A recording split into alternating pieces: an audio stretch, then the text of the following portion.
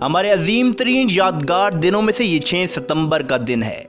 अगर आप वो सिर्फ तकरीर सुन लें जो रेडियो पाकिस्तान ने की थी कि ला इलाहा इल्लल्लाह को मानने वालों पर हिंदुस्तान ने हमला कर दिया है। मेरे हमवतनों, जंग शुरू हो चुकी है, उठो और दुश्मनों पर टूट पड़ो। मेरे अजीज हमवतनों, अस्सलाम वालेकुम। 10 करोड़ पाकिस्तानियों के इम्तिहान का वक्त आ पहुंचा है। आज सुबह सवेरे हिंदुस्तानी फौज ने पाकिस्तान के इलाके पर लाहौर की जानब पाकिस्तान की पूरी कौम अल्लाह अकबर का नारा लगा चुकी थी। हिंदुस्तान की फौज ने 6 सितंबर की सुबह फजर से जरा सा पहले लाहौर पर हमला किया और उनके जर्नैल ने यह भड़क मारी थी कि हम 11 बजे तक लाहौर के जिमखाना में बैठकर शराब पिएंगे और बदमाशी की महफिल सजाएंगे।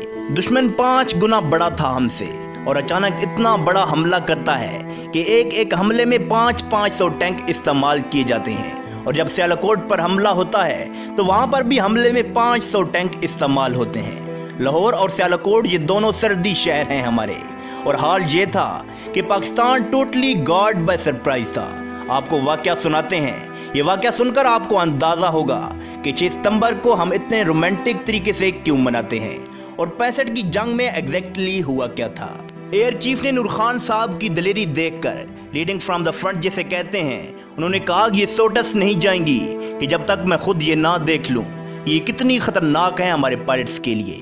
पाकिस्तान की फौज वो अजीम तरीन फौज है जिसमें फौजी ऑफिसर्स का कैजुअलिटी रेट बहुत ज्यादा था, इसलिए कि हमारे ऑफिसर्स आगे बढ़कर लीड करते हैं। पाकिस्तान नेवी के पास सिर्फ एक सबमरीन थी और वो थी गाजी, और इस एक सबमरीन ने दुश्मन का नाका बंद किया हुआ था। पाकिस्तान की नेवी आगे बढ़कर गई और दुश्मन के ठिकाने तबाह कर दिए। जब सियालकोट पर हमला हुआ तो तोपें फिट कर दी गई और बड़े बड़े टैंक लाकर खड़े किए हुए थे। ये वो वक्त था जब पाकिस्तानी फौज जवाबी हमला कर रही थी।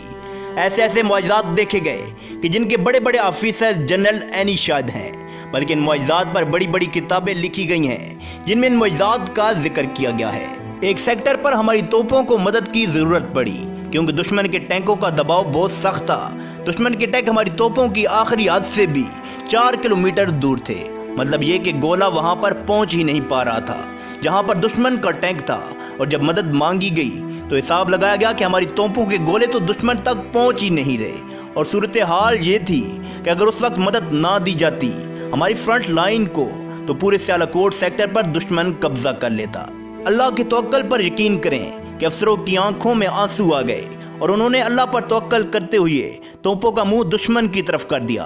और जब हमारी फौज ने फायर किया तो अजीब सा मुआजिज़ात सामने आ गया। गोला अपनी डेस्टिनेशन पर पहुंचते हुए 2 से 3 मिनट लेता है और ठीक 3 मिनट बाद वायरलेस पर यह पैगाम आया कि गोले ठीक ठीक दुश्मन के टैंकों के दरमियान पड़ रहे हैं। वाकई ये एक बड़े मुआजिज़े की बात थी और इस बात पर यकीन करना मुश्किल था।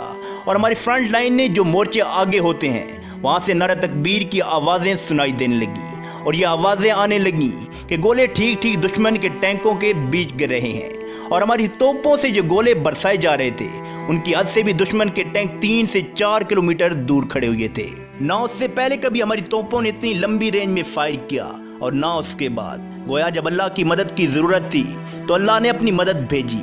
ये वाक़यात हज़ारों किताबों में लिखे गए हैं और ऐसे कई वाक़यात हुए हैं। आप मुमताज़ मुफ्ती की किताबें उठाकर देख लीजिए, अलग नगरी देख लें, तलाश देख लें। जब 65 की जंग शुरू हुई तो मुमताज़ मुफ्ती लिखते हैं कि मस्जिद नबवी में लोगों ने हुजूर अकरम का दीदार किया। लोग क्या देखते हैं कि हुजूर अकरम सल्लल्लाहु अलैहि वसल्लम जंगी लिबास में हैं और उनके साथ जंग बदर के शोहदा हैं और पाकिस्तानी मदद के लिए तैयार हैं कि पाकिस्तान पर हमला हुआ है और हमने इसका दिफा करना है। और ये बातें मुमताज़ मुफ्ती ने लिखी हैं, किताबों में छपी हैं, अखबारों में छपी हैं। ये बातें हम अपनी तरफ से नहीं बना रहे।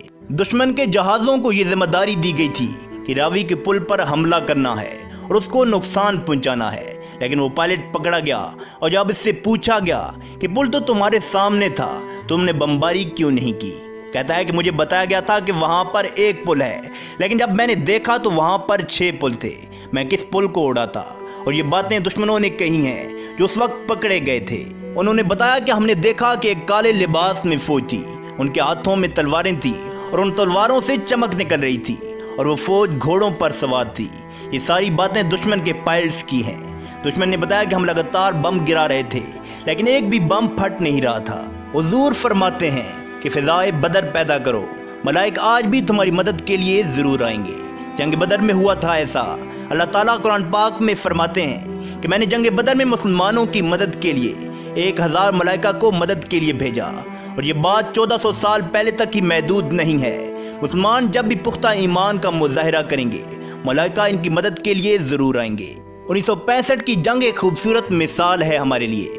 जब लाहौर पर हमला किया गया इंडियन डिवीज़न की तरफ से, तो इंडियन जर्नैल अपने फौजियों का इस बात पर हौसला बढ़ा रहे थे कि लाहौर सिर्फ 3 या 4 किलोमीटर दूर रह गया है, हिम्मत करो, बस थोड़ा सा रह गया है, थोड़ा और चलो और लाहौर तुम्हारे कब्जे में होगा।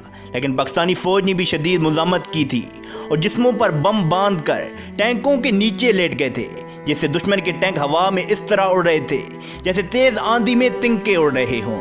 हकीकत में लाहौर 3 किलोमीटर दूर नहीं था, बल्कि 14 किलोमीटर दूर था। बस इंडियन जर्नैल अपने फौजियों का हौसला बढ़ा रहे थे, और जब एक पाकिस्तानी अफीसर ने यह सुना कि इंडियन जर्नैल ये बातें कर रहे हैं, तो वो पाकिस्तानी अफीसर शदीद जख्मी था, लेकिन उसने जख्मों की परवाह ना करते हुए सड़क के किनारे एक कतबा लगा हुआ था जिस पर लिखा हुआ था कि लाहौर 14 किलोमीटर दूर है। उसने वो कतबा वहां से उखाड़ लिया और फिर रेंगते हुए काफी आगे तक गया और वहां पर वो कतबा जमीन में पेश कर दिया और उस पर अपने खून से लिख दिया कि 14.2 ब्लडी माइल्स, जिसको दुश्मन कभी भी पार ना कर सका। उसके बाद शहीदों के आने का सिलसिला शुरू हो गया, क्योंकि सारे मर्द हजरात काम में इतने मसरूफ थे कि शहीदों को वसूल करने के लिए फौजी कम पड़ रहे थे, तो ये जिम्मेदारी नर्सों ने संभाल ली। जब फौजी अफसरों ने यह देखा कि नर्सें शहीदों की लाशों को उठा रही हैं और फिर साइड पर रखती जा रही हैं, तो फौजी अफसर ने अपनी यूनिट में जाकर कहा कि शाबाश शेरो, सीने पर गोली खाना, तुम्हारी माएँ और बहनें तुम्हारा इस्तकबाल करने के लिए पीछे खड़ी हैं। ये ना हो कि तुम पीठ पर गोली खाकर आ जाओ और बहनों और माओं के सामने शर्मिंदा होना पड़े। ये था जज्बा उस फौज का। सब ने उस वक्त वहां पर कस्में खाई कि हम सीने पर गोली खाएंगे और शज्जाद से लड़ेंगे। एक वक्त ऐसा भी आया कि जब दुश्मन के टैंक हमारे तोपखाने के बिल्कुल करीब आ चुके थे और अब बराह रास्त टैंकों की जंग होने वाली थी। कहा जाता है कि दूसरी जंग अजीम के बाद ये पाकिस्तान की सबसे बड़ी टैंकों वाली जंग थी जो सियालकोट में लड़ी गई। बाकायदा अटली ऑफिसर ने यह कमांड दी कि एकी अपलोड एंड एपी लोड, यानी हाई एक्सप्लोजिव शेल निकाल दो और हैवी एक्सप्लोजन करो, यानी टैंकों की बराह रास्त लड़ाई होने वाली है। और यह ऐसा मौका होता है जब आर या पार होता है। और ठीक मौके पर धुंधें आ गई और धुंध की वजह से दुश्मन का टैंक वहां पर रुक गया। फिर अल्लाह ने दुश्मन की फौज पर खौफ तारी कर दिया और फिर पाकिस्तानी फौज के जवानों ने और अवाम ने भी अपने जिस्मों पर बम बांधकर टैंकों को इस तरह उड़ा दिया जैसे हवा में तिनके उड़ते हैं। ऐसी क्या चीज थी जिसने मुसलमानों को ये करने पर मजबूर किया? यकीनन वो कलमा था, वही कलमा जो हमारे दिलों की धड़कनों में है।